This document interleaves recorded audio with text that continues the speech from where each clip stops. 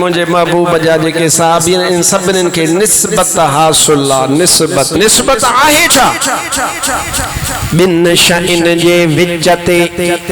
हो जेको तअल्लुक हूंदो आहे उन खे निस्बत चइबो आहे। निस्बत मिसाल एक शय माइक बी शय मशीन एक शय माइक बी शय मशीन इन्हनि बिन्ही के विच में जोड़न वारी जेका शय आ ओ ही तार वा तार इन मशीन जे विच ते ऐं हिन माइक जे विच ते निस्बत ही वा मुंहिंजा भाव दीद तुंहिंजे विच ते तोड़े जो वगण तुंहिंजी ज़ात आ तोड़े जो शर तुंहिंजी ज़ात आ तोड़े जो पवहर तुंहिंजी ज़ात आ तोड़े जो स्याल तुंहिंजी ज़ात आ तोड़े जो शर फ़कीर तुंहिंजी ज़ात आ तोड़े जो संजराणी तुंहिंजी ज़ात आ तोड़े जो सूमरो तुंहिंजी ज़ात आ तोड़े जो चांडियो तुंहिंजी ज़ात आ तोड़े जो जमाली तुंहिंजी ज़ात आ पर मुंहिंजा भाव दीद ज़ात जेका बि हुजे राणे वटां रात ओ मूंखे नौनिया पो आयो लधा ओ लतीफ़ चवे दातर वटां दात हाणे कोन पुछन था ज़ात जेके आया से अघी वया तोड़े जो चांडियो हाँ तोड़े जो शर हाँ तोड़े जो स्याल हाँ तोड़े जो पमरा जेका भी तुंहिंजी ज़ात वा एक पासे तू हाँ ऐं बे पासे आमिना जो लाल सल्लल्लाहु अलैहि व आलिहि वसल्लम हबीब अकरम सल्लल्लाहु अलैहि वसल्लम तुंहिंजे विच ते जेका निस्बत वा वा निस्बत अहिड़ी आहे जेका जेरो आ तभी कायम आ कब्र में आ तभी कायम आ महशर जे मैदान में आ तभी कायम आ वा कहिड़ी निस्बत वा निस्बत वा ला इलाहा इल्लल्लाहु मुहम्मदुर रसूलुल्लाह सल्लल्लाहु अलैहि वसल्लम ऐं अहले सुन्नत जे आलिमन जी या फतवा वा शेखुल इस्लाम मखदूम मोहम्मद हाशिम ठटवी फरमाइंदो आ या ईमान वारी निस्बत एडी पावरफुल वा जेकॾहिं मोमिन जेरो आ तभी मोमिन वा निस्बत पाण न टोड़े टुटंदसि कान पर जेकॾहिं मरी वञे साह वारो धागो तोड़े जो टुटी वञेसि पर कब्र में आ इन कब्र में भी इहा कलमे वारी निस्बत कान टुटंदी आ त महशर जे मैदान में भी कॾहिं कान टुटंदी। अदा मौलवी साहब इन निस्बत जो को हवालो अथई हा अदा हवालो आहे साईं को दलील अथई हा बा दलील आहे साईं को सबूत अथई हा से सबूत आहे सुना कासा के गाल तो सबूत जी दीदे अल्हम्दुलिल्लाह मां फकीर वट हथियार ही आ अज भी हथियार ही आ सुभाणे भी हथियार ही आ अल्हम्दुलिल्लाह याद आ गाल पर हाणे तहां के वहम विधान माण्हुनि पोइ वहमनि जे करे तव्हां चवंदव साईं किताब बि हुजे सबूत भी हुजे सबूत भी हुजे साईं हा दा अले सुन्नत जा आलिम सगुरा मां त आलिम न आहियां बिना सबूत जे ॻाल्हि कोन कंदा ॿी बॾे हलंदे जेको हलंदो सोचवे सुभाणे ही मुझे हथ में बुखारी शरीफ वा बुखारी शरीफ घणन मानुन जे हथ में हुंदी आ पर बगैर इश्क नबी के जो पढ़ते हैं बुखारी आता है बुखार उनको पर आती नहीं बुखारी जेके रसूल पाक जे इश्क खां सवा बुखारी पढ़ंदा उन्हन के बुखार टीहड़ तप वठंदो पर उन्हन के सही बुखारी समझ में कान ईंदी। अल्लाह जे हबीब सल्लल्लाहु अलैहि व आलिहि वसल्लम हदीस पाक वाहिन में मुख्तलिफ बाब ठयल हन बाब आलिम सगोरा उन्हन के पंहिंजी जुबान में किताब चवंदा हैं ये जेका सही बुखारी शरीफ वा इन बुखारी शरीफ में मुख्तलिफ किताब है इन में किताबुल मनाकिब वा किताबुल अंबिया वा इन में किताब तौहीद वा इन में किताबुल ईमान वा इन में किताबुल इल्म वा इन में किताबुल जिहाद वा इन में किताबुल मगाज़िया हिकड़ो इन मंझ किताब वा उन किताब जो नालो वा यानी बाब वा तमां उन खे बाब समझो न त तहां चवंदव किताब जे अंदर वरी ॿियो किताब कीअं वा या आलिमन जी ज़ुबान वा हिन जे अंदर बाब वा ओ बाब जो नालो वा किताब अहादीसुल अंबिया यानी नबिन जूं हदीसूं उन में मुंहिंजे महबूब जो तबूक खां मोटण वारो वाक़ियो लिखियो पियो आहे सब जो सुभान अल्लाह हदीस पाक वा उन हदीस पाक जो रावी हजरत सैयदना अब्दुल्ला इब्ने उमर रदियल्लाहु ताला अन्हु ओ उन उमर साईं सोने रदियल्लाहु ताला अन्हु जो बचड़ो आ जेको उमर साईं रदियल्लाहु ताला अन्हु अजो की रात में शहीद थियो आ ऐ परी मुहर्रम ते दफन थियो आ मदीने पाक में मौजा भाव अजीज मुझे महबूब जी मुराद हजरत सैयदना उमर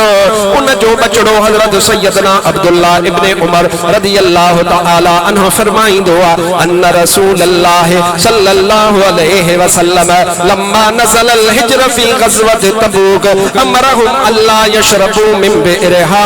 वला यस्तक़ू मिनहा फक़ालू क़द अजना मिनहा वस्तक़ैना फअमरहुम अन यतरहू ज़ालिकल अजीन व युहरिकू ज़ालिकल मा।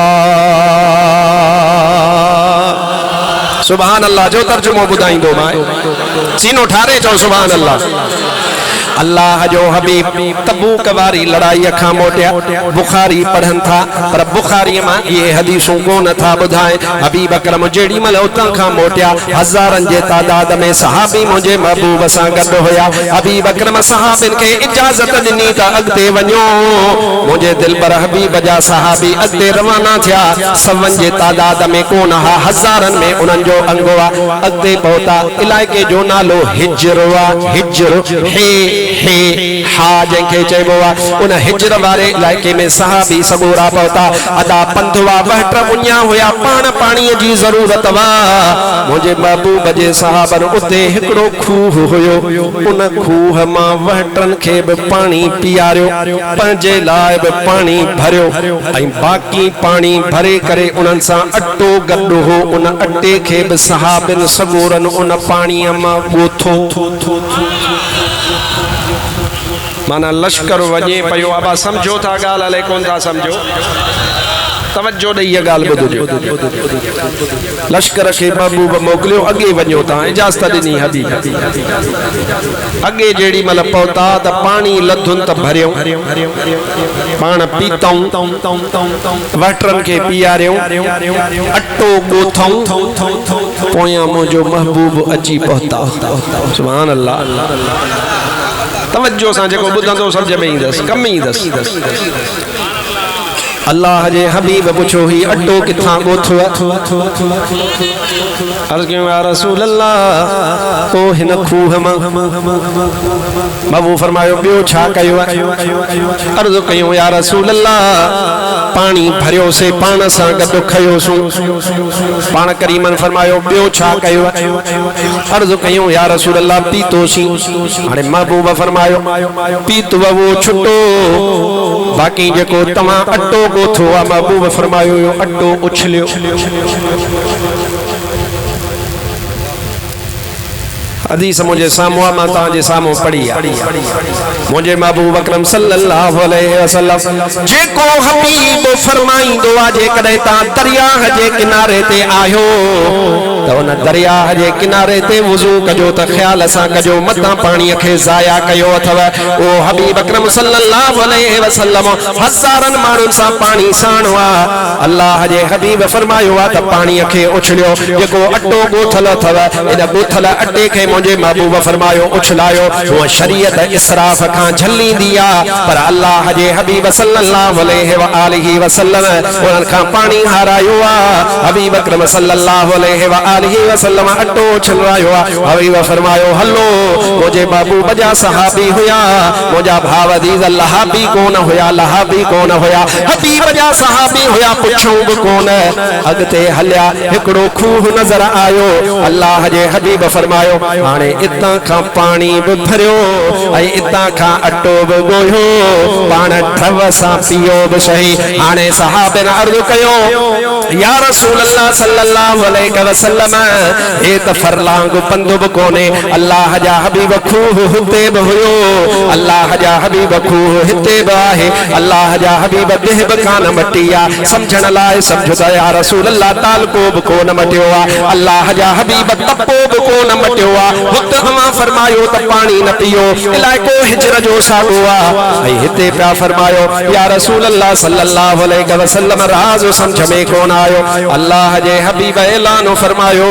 असुल में हू खूह उन्हनि माण्हुनि जो हुयो जिन हज़रत सोणे सालिह अलैहिस्सलाम जी दाची खे कुठो हुयो ऐं ही बरकत वारो उहो खूह आ जिथां मुंहिंजे भाव सालिह जी दाची अची करे पानी पीअंदी ही खूह बरकत वारो आ अल्लाह जे हबीब पाण फरमायो ओ हू खूह केड़ो आ हू खूह वा उन्हनि ज़ालिमनि जो खूह आ उन खूह जी निस्बत उन्हनि माण्हुनि सां वा जेके ज़ालिम हुया लिहाज़ा इतां पानी ज़ालिमनि वारी निस्बत वारो न पीवो पर ओ हिन खूह मां पानी पियो छो त हिन खूह जी निस्बत अल्लाह जे प्यारे नबी सालिह जो त वॾो शान आ समझ जा हदीस पाक जा लफ़्ज़ रुगो कन्ननि तां शां कंदो लफ़्ज़ न हलियो उन जो मतलब भी समझो मुझा भाव हबीब बुखारी में ई अगते भी हदीस में फरमायो पर इन हदीस में हबीब ई को न फरमायो त हिन जगह ता सोनो सालिह पाण पानी पियंदो न हबीब फरमायो त हिन जगह ता मुझे भाव सोने सालिह वारी दाची पानी पियंदी बरकत वारो खूह इनमा साबित छा थियो साबित थियो त पानी सागो खूह सागा गोठ सागा जमीन सागी इलाइका सागा पर उन सागी शय जी निस्बत हिक जी थी वई बुछड़न दे त खराब आ ऐं वरी हिक जी निस्बत थी वई अल्लाह जे प्यारन दे त वरी उन में बरकत पैदा थी पई जा भाव इन जो मतलब आ जेका निस्बत वा उहा निस्बत वॾे कम वारी शय आहे जेकॾहिं दाचीअ जी निस्बत कम अचे थी त ओ सोने मखदूम साईं ते अचण वारा सच ॿुधाए त अल्लाह जे वलीअ जी निस्बत कम ईंदी या कान ईंदी फ़ैसिलो कर हथ मथे करे ॿुधाए चओ कम ईंदी चओ अल्लाह जे वलीअ जी निस्बत कम चओ अल्लाह जे वलीअ जी निस्बत कम हाणे मां तोखां पुछां थो हा दाचीअ जी निस्बत बि कम अचे अल्लाह जे वलीअ जी निस्बत बि कम अचे ॿे ख़बर त सुहिणे उमर खे जेका निस्बत ॿिन्ही जहाननि जे सरदार जी हासिल आहे उहा कम ईंदी या कान ईंदी चओ कम ईंदी